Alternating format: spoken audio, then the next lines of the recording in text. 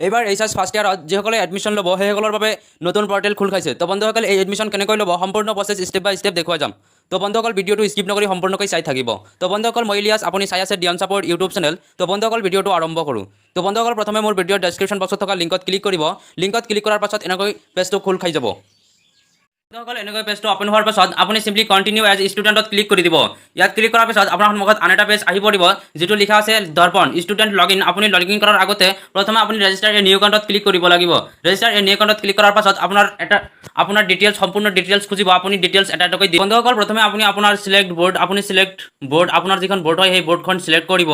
আপোনাৰ সেৱা যদি হয় সেৱা চিলেক্ট কৰিব, CBSE হ'লে CBSE চিলেক্ট কৰিব। আপুনি select class 10th exam passing year, আপুনি কোন ইয়াৰত HSLC পাছ কৰিছে সেই ইয়াৰটো দি দিব। আপোনাৰ ৰোলটো দি দিব আৰু তলত আপুনি নাম্বাৰটো দি দিব। আৰু আপোনাৰ ইয়াত পাৰ্চেণ্টেজ অফ মাৰ্কছ চেকৰ 10th বৰ্ড এক্সাম আপুনি দিলেও হ'ব নিদিলেও হ'ব। মই দি আছোঁ, আপুনি দিব পাৰে নিদিবও পাৰে।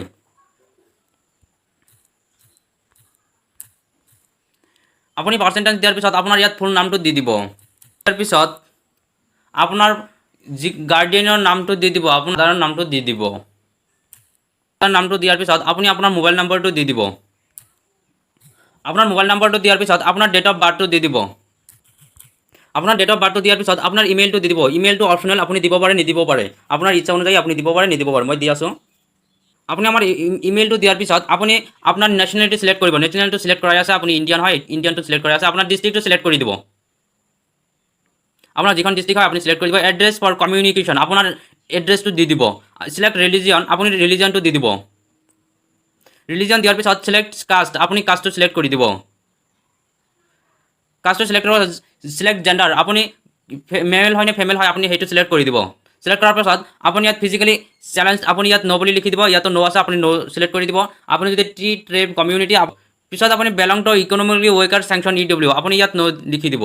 ন' চিলেক্ট কৰি দিব। আৰু তাৰপিছত আছে you have any state national level extra curricular certificate in sports cultural NCC etcetera. আপোনাৰ এক্সট্ৰা কোনো চাৰ্টিফিকেট আছে নেকি, যেনেকুৱা NCC এনেকুৱা কোনো চাৰ্টিফিকেট আছে নেকি? মোৰ যিহেতু নাই মই ন' চিলেক্ট কৰি দিছোঁ। পিছত আপুনি upload your passport size photo maximum size 1 MB আপোনাৰ 1 MBৰ তলত ফটো আপলোড কৰি দিব লাগিব। তাৰপিছত upload your class 10 marksheet maximum size 1 MB আপোনাৰ মাৰ্কশ্বিটটো আপুনি ইয়াত আপলোড কৰি দিব।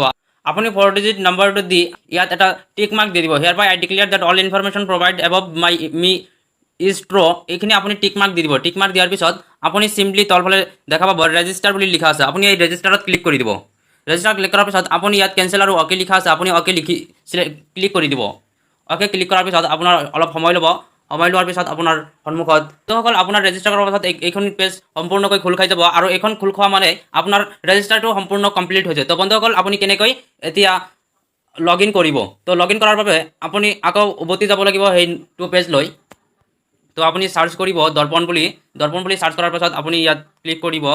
ক্লিক কৰাৰ পাছত আপোনাৰ ইয়াত লিখা আছে কণ্টিনিউ এজ ষ্টুডেণ্ট, আপুনি কণ্টিনিউ এজ ষ্টুডেণ্টত ক্লিক কৰিব। আৰু তো বন্ধুসকল আপোনাৰ mobile number date of birth আৰু আপুনি ৰেজিষ্টাৰ কৰাৰ সময়ত যিখন 4 ডিজিট এটা নম্বৰ দিছিল সেই নম্বৰটো দি দিব। আৰু নম্বৰটো দিয়াৰ পিছত আপুনি লগ ইন অপশ্যনত ক্লিক কৰি দিব।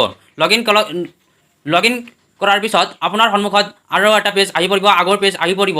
আৰু সেই পেজৰ জৰিয়তে আপুনি আপোনাৰ কলেজ চিলেক্ট কৰিব লাগিব, যিখন কলেজত আপুনি এডমিশ্যন ল'ব বিচাৰে। তো আপুনি কোনখন কলেজত এডমিশ্যন ল'ব সেই কলেজ চিলেক্ট কৰিবলৈ আপুনি 3 লাইনত ক্লিক কৰিব লাগিব। 3 লাইনত ক্লিক কৰাৰ পিছত আপুনি মাই এপ্লিকেশ্যন ইয়াত কলেজ লিখা আছে, ইয়াত কলেজত আপুনি ক্লিক কৰি দিব। কলেজত ক্লিক কৰাৰ পিছত আপোনাৰ সন্মুখত কলেজ আহি পৰিব। ইয়াত বহুকেইটা কলেজ আহি পৰিছে, আপুনি চিম্পলি চাৰ্চ কৰিব পাৰে। আপুনি ফিল্টাৰ কলেজত ক্লিক কৰিব। ফিল্টাৰ কলেজত ক্লিক কৰাৰ পিছত আপোনাৰ ডিষ্ট্ৰিক্ট চিলেক্ট কৰি দিব। ডিষ্ট্ৰিক্ট আপুনি যিখনৰ ডিষ্ট্ৰিক্টৰ পৰা আছে সেই ডিষ্ট্ৰিক্টটো চিলেক্ট কৰি দিব। চিলেক্ট কৰাৰ পিছত আপুনি ফিল্টাৰত ক্লিক কৰি দিব। ফিল্টাৰত ক্লিক কৰাৰ পিছত আপোনাৰ সেইখন ডিষ্ট্ৰিক্টত যিকেইটা কলেজ আছে সেই কলেজকেইটা আহি পৰিব। তো আপুনি স্ক্ৰল ডাউন কৰিব, আপোনাৰ কোনখন কলেজ হয় সেইখন কলেজ আপুনি বিচাৰি ল'ব। আৰু আপুনি বিচাৰি ল'ব।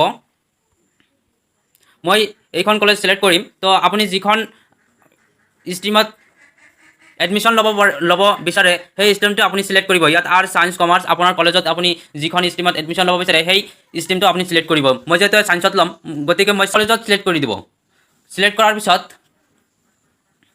আপোনাৰ সন্মুখত আন এটা পেজ আহি পৰিব। ইয়াত আহি পৰিছে আপুনি কোন ষ্ট্ৰীমত ল'ব বিচাৰে। তো ইয়াত ছায়েন্স ষ্ট্ৰীম আছে, আৰ্টছ ষ্ট্ৰীম আছে, কমাৰ্চ ষ্ট্ৰীম আছে। সেই ষ্ট্ৰীমত আপুনি এডমিশ্যন ল'ব পাৰে। তো মই ছায়েন্স ষ্ট্ৰীমত এডমিশ্যন ল'ম গতিকে মই ছায়েন্স ষ্ট্ৰীমটো চিলেক্ট কৰি দিছোঁ। ছায়েন্স ষ্ট্ৰীম চিলেক্ট কৰাৰ পিছত আপোনাৰ ইয়াত ছিটছ এভেইলেবল 200 200টা ই আছে আৰু ইতিমধ্যে 88 জন ল'ৰা ছোৱালীয়ে এপ্লাই কৰিছে তো তাৰপিছত আপুনি কি কৰিব ইয়াত ইংলিছ আছে আপোনাৰ কেইবাটাও অপশ্যন আছে ইয়াত তো আপুনি এপ্লাই ইন সায়েন্স ষ্ট্ৰীমত ক্লিক কৰি দিব এপ্লাই ইন সায়েন্স ষ্ট্ৰীমত ক্লিক কৰাৰ পিছত আপোনাৰ ইয়াত সিলেক্ট সাবজেক্ট অফ পাৰফৰ্মেন্স আপুনি আপোনাৰ কোনকেইটা সাবজেক্ট ল'ব সেই সাবজেক্টটো আপুনি সিলেক্ট কৰি দিব